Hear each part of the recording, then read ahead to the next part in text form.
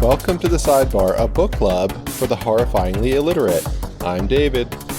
I'm Gabe the Gooner. And I'm Capitalissimo. Joining us today is the one and only Miles McNaughton from Unreal Press.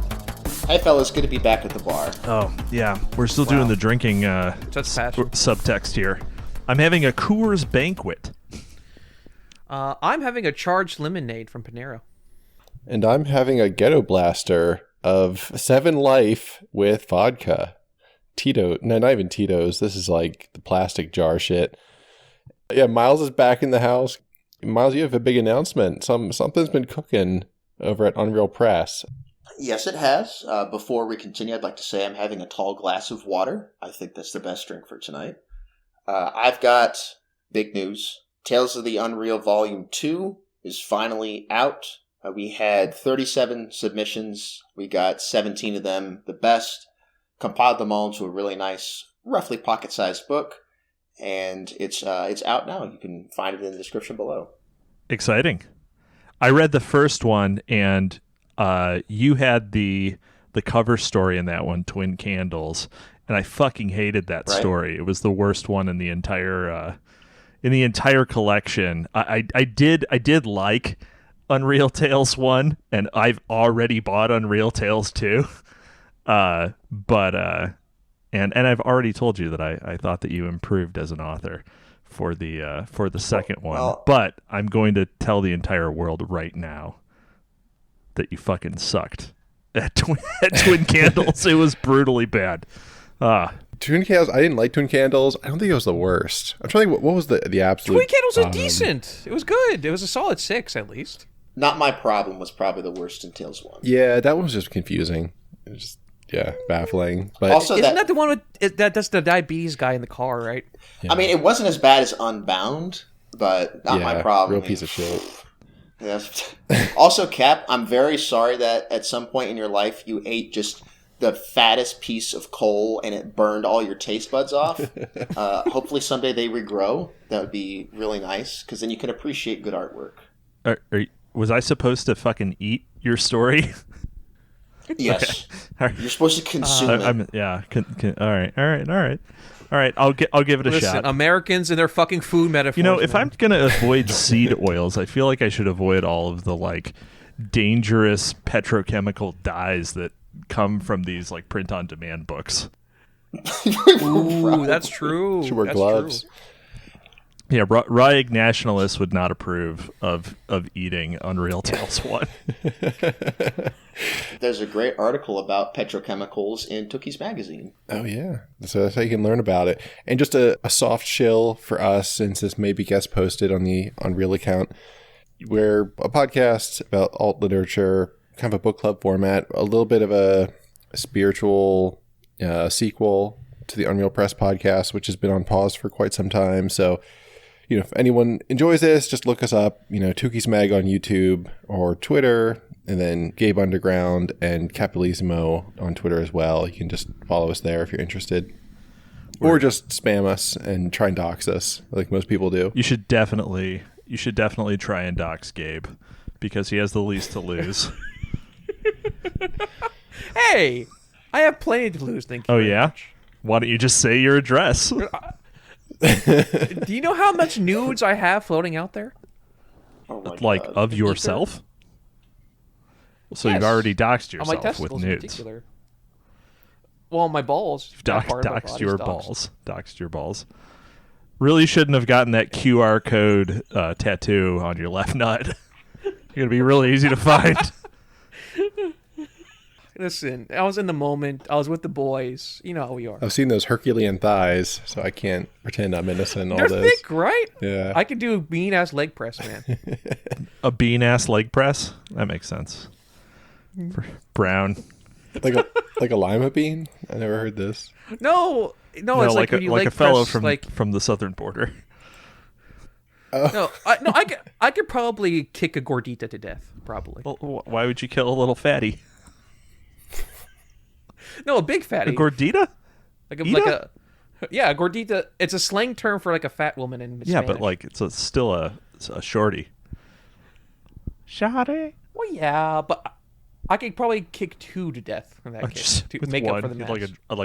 like a professional wrestling drop kick, fully in the air. No, it's like a split from bowling.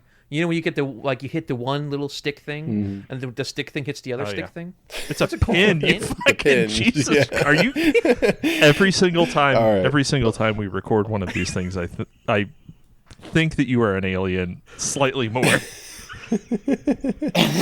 Listen, I'm far too bourgeois to participate in just bullshit. All right. That field went too smart for both. Yeah, but we're going too far afield. Obviously we've already popped the champagne, metaphorically speaking. Some of us are drinking bottom shelf vodka, but it's good. You couldn't afford to Tito's, so you got Sesescu vodka. But Miles, we want to just pick your brain about the new release. Obviously, we're all excited for it, particularly Cap, who loves your new story. We're planning a full detailed review we'll see, probably next month or so. Should be October, just in time for Halloween. Yeah, maybe we could. Yeah, maybe we could time it like right on that same week. That'd be pretty spoopy. And it's thematic. And I don't know if you guys had any questions for Miles. I had just one or two. I mean, you mentioned that you had some stories you went through. I'm just curious, how many subs did you end up getting? Was it a lot of new people, a lot of names people be familiar with? Yeah, so we had 37 submissions. Most of them were not from people who had done previous submissions to previous Unreal anthologies. We had a lot of outside submissions. There's a lot of common names people would recognize. K.R. Hartley, who's the editor for Ant Magazine, submitted a piece. Ellie Labuschagne, who's former Unreal Press host. We also had Ogden Nesmer, who wrote Eggplant, I Pray to the Hungry God. And we have, of course, Zulu Alitzpa, who did Savage Green Panther Pride and Modem Waves. We had myself. I submitted, and I did send it to a couple of other people to verify that it was good enough to be included in the book. Just because I'm the editor doesn't mean I can just throw my shit in there, too. But a lot of people actually, I think, heard about it through maybe the previous threads we made before. We did tell a lot of people that Tales 2 was out. We told a lot of people on 4chan. We got some of the word out on Twitter, a little bit of the word out on Substack as well. And we got a lot of outside submissions, people that we had really not seen come across the desk before, which was very exciting for us. As I mentioned, we had 37 total submissions. I had to read them all. Most of them were pretty bad. But not in the bad that was irredeemable, just in the bad that they didn't fit the theme or they're just not quite polished enough for publication and it needed more revisions or the author just needs more time working at their craft. And we envision Tales to be a long-standing pillar of this kind of content. So we're hoping to do a lot more Tales of the Unreal in the future, which means we'll have plenty of people submitting. It is great to know that fewer than half of the submissions made it in. Like that is actually great because a strict bottleneck. Well, I mean, it is because sometimes, there are a lot of these very grassroots sort of extremely online projects that are popping up. And sometimes you wonder, well, how many people are really submitting to these? And, Unreal is very much a passion project sort of thing. Like you guys aren't really getting paid here. The people who submit, they retain ownership of all of their stuff. Sometimes it's not like a passage prize or something like that where there's money on the line. So, this is like 37 people who took the time to put a story together and spend some time on it, submit it, and go through the editorial process. And, I'm sure some of them you did do revisions on some of these, right? Yes. So there is one story that people are probably going to have a major problem with, and that's the big center story in the middle. It's called Saccharine by Amosai. I talked specifically with that author. We did a lot of back and forth about the grammar and ultimately decided to keep the entire story as he wrote it as is. So all the strange grammar, all the missed plurals, you're going to see a lot of that. And he said it was a stylistic choice because of the content of the story itself. That was as much as he really described it. I thought maybe it's just his impression of maybe a translation from an Eastern language into the Western language. I thought it was quite good. It's extremely weird. It is long, but it's very stylistic and So it's well written. It's a story written in yellowface, is what you're saying. Great. I'm in. More or less. I'm in. Yeah, more or less. Oh, you got Ezra Pound to submit a piece. Nice. My thing is, if it's consistent, it's just a rule, and he's following it, so he's playing by his own rule. Yep. I did go through all the stories. I tried to do things like cohesion of M dashes, again, fixing plurals, fixing words, fixing semicolons. There was a lot of that. And I think the result ended up being pretty good. Formatting really took a little bit of time as well, because you have to pick a font, and then you got to separate by sections. You got to get the names, and you got to get the titles. You got to get the page numbers. There's a lot of that little fine detail stuff that I had to take on for myself. Could I spent $300 and given it to somebody and had it done perfectly? Sure. But then what's the point of doing this if I'm just going to spend $300 and have someone else work on my project for me? That seems kind of silly. Right. I had a question about that. Firstly, what is your approach to the craft of editorship? And two, what was the things you learned from the first part and then this part? Because you read like someone like Raymond Carver, right? And him without an editor and him with an editor are two completely different authors. So I'm wondering, how do you approach the role of editor? Yep. So my first thought was always theme. When I get a submission is, does this fit the theme?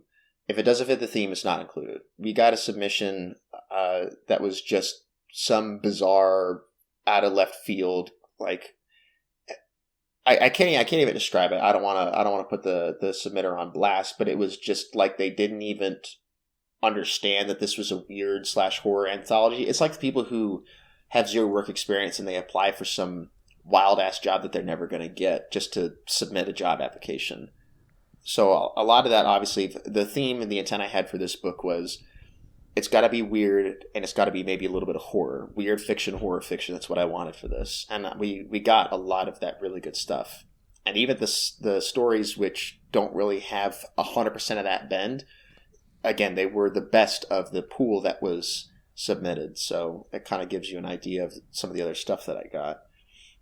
So after it passes for theme, I then go and look at strength of prose. Make sure that it's actually written well, not incredibly amateur. We did have a couple of submissions that were so actually laughably bad that even though they were on theme, I was like, "There's no way I can put this in this."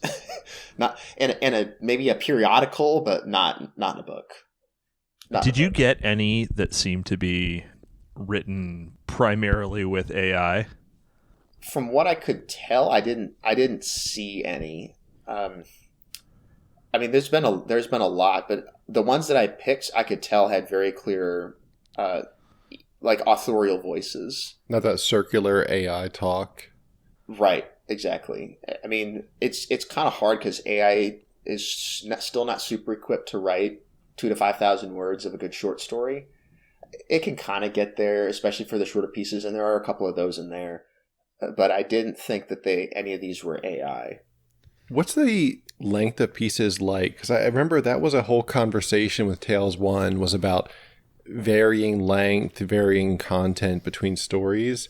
And I skimmed through it because you shared a PDF just for our awareness the other day. None of us have read it all the way through. But is there a lot of variation between story length? Yeah, I mean, we actually got a lot of story submissions on the shorter end, which is why there's so many stories in this one, more than there were in the last one. I think the last one had 13. This one, again, has 17. So we had space for 4 more stories in roughly the same sized book. What we found was that a lot of people preferred to submit even under 2,500 words for a short story. I mean that's flash fiction, like at that point. Yeah. So like myself and LA, we both submitted works that are in the 5,000 range. Saccharin was 8,000 words, but then we had one, Ruby Dagger, and it's like 750 words. It's almost nothing. Yeah. So because we did get some feedback in some of the threads where people are like, hey, it's great to have these long short stories. Yeah, long short stories. That's funny.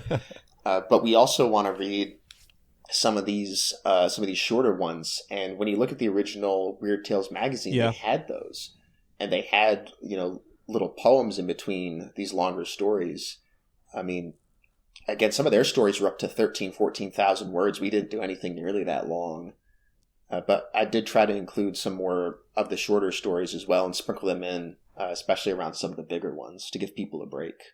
So I collect old books. I collect first editions, rare books, various strange things. But I do have some actual Weird Tales, like the actual old magazines, and they are brittle as shit, but put together in a really, really, really appealing way. And they really mixed it up. There would be these strange sort of illustrations and photo collages, and little poems, sort of, I mean, what you would at this point really call flash fiction. And then right up to, super huge cover stories that were, half the length of the entire thing, full page, no illustrations.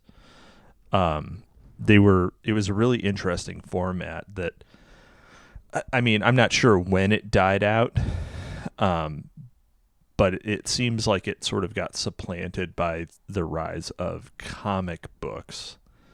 It was the common ancestor between like something like Analog or Isaac Asimov science fiction, those sort of pocket-sized pulp magazines that were still, nothing but text essentially, and comic books, and I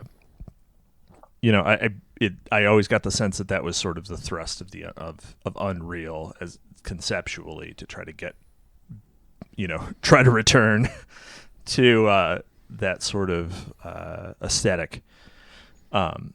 So yeah, I mean, it does make sense to have shorter and longer works and ones that are of decidedly different tone, though still in the odd, otherworldly sort of category.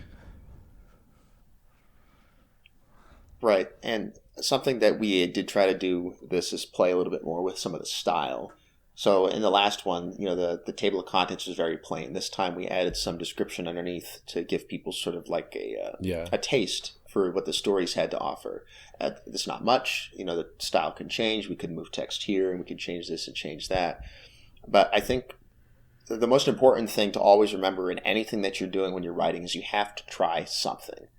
It doesn't have to be right. It doesn't have to be perfect even the first time, but you got to try something.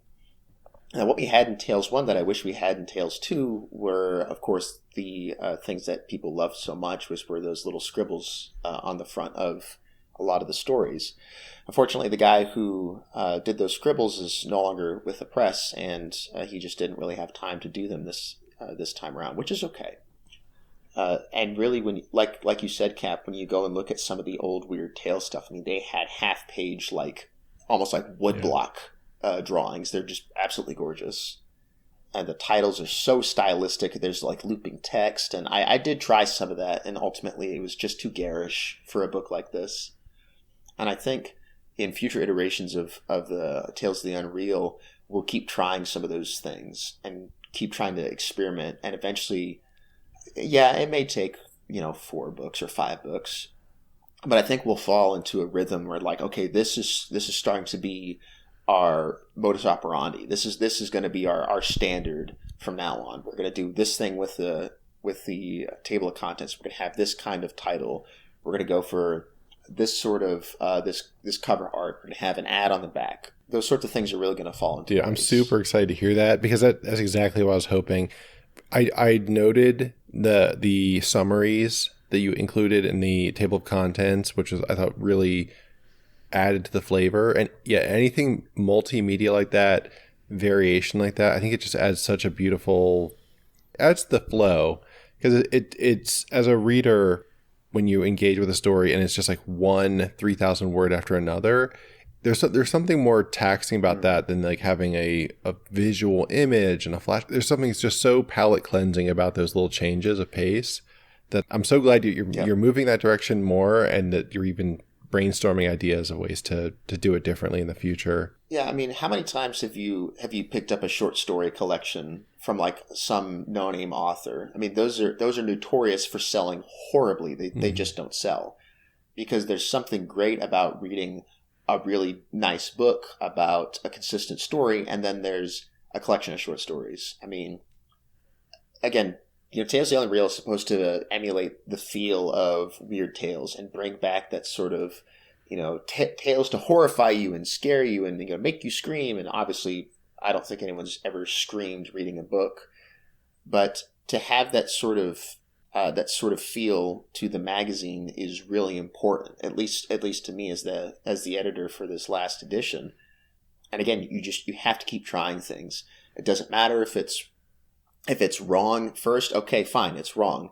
You fix it in the next one, but you have to try and innovate and keep doing these things, because if you just keep putting out book after book of just a bunch of short stories and like, oh well, it's Weird Tales, but it has none of the stylistic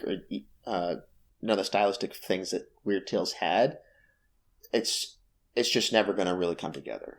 So since the other guys sucked your dick about the table of contents, why the fuck didn't you put the author names in? Here we go. The author names. No, he describes the stories with one line. He doesn't let the work speak for themselves, but he didn't put the author names in. That is true. However, Mr. Capitalissimo, Mr. Guy, Mr. Fella Online, if you look at Tales of the Unreal Volume 1, the table We of fucked up contents both does not times. have any of the authors' I names know. in that one either. That's your You defense. don't get any points for that. Oh, shut up. It's not a... All right. So yeah, if you look at the original Weird Tales magazines and the table of contents, they did have the authors' names. I tried to finagle that myself. I could never get it to look as good as it did in the magazine, because the magazine is quite large and these are a little bit more pocket they're book fucking size. huge. Yeah, So you they're have a lot more bigger space than on they're it. bigger than 8.5 by 11. Yeah, they're like newspaper size. They're not small. Defeated by MS Word. It's over. Okay, you know what? On the next Tales of the Unreal, we're gonna actually send it out as like a legal sized, where it's like 10 by 14 or something. Yeah.